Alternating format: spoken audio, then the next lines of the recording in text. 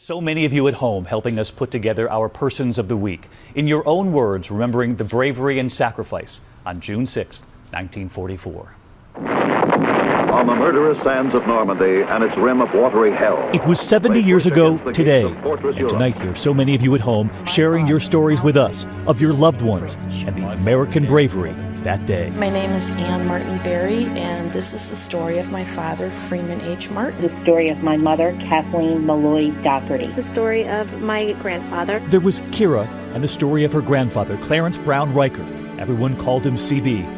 Landing on Omaha Beach. What my grandfather used to tell me about D-Day was that he was amazed that he made it out of the beach alive, and that the beach really was called the Blood Beach for a reason. Waiting at home, his wife, her grandmother, and the family all these years later with the letter he wrote home to his love, and she read it to us today. No man has a greater love.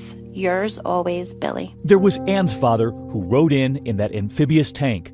It was his job to get the beach ready. He was one of the ones that went in on one of those amphibious tanks, and they were trying to secure the beach. She still remembers what he told her about looking for a place to sleep on the beaches of Normandy. They would look for the white pine tree branches, and they'd cut those, and because those were softer to sleep on. Tonight, a daughter who misses her dad. My dad was a hero to me every day. Jean Luciano's mother was just out of nursing school when she signed up to go to Normandy, 6 miles away from those beaches. My mother is to the far left. She has the boots on. She always pointed out that she was one of the few that got the pair. She says there was one thing her mother never forgot. The most striking thing to her was how young they were, that their faces were so young. So young, so brave, and tonight worthy of the honor. The boats that they landed with were tight-quartered. They put as many soldiers as they could cram into them. They were hot. A lot of the soldiers dropped before they even got out of it because they were sick. They sweat, they puked, and you just had to go with it. This is Glenn Elvington, and this is the story of my father, Dan Elvington. These guys didn't talk about what they did.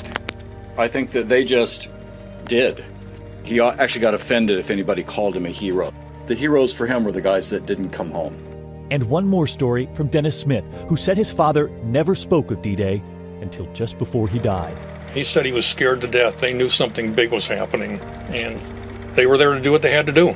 I certainly think about him a lot, being D-Day, and what he and many thousands of others went through. Even though I'm not a religious person, I do say a little prayer for him and everybody else that was there.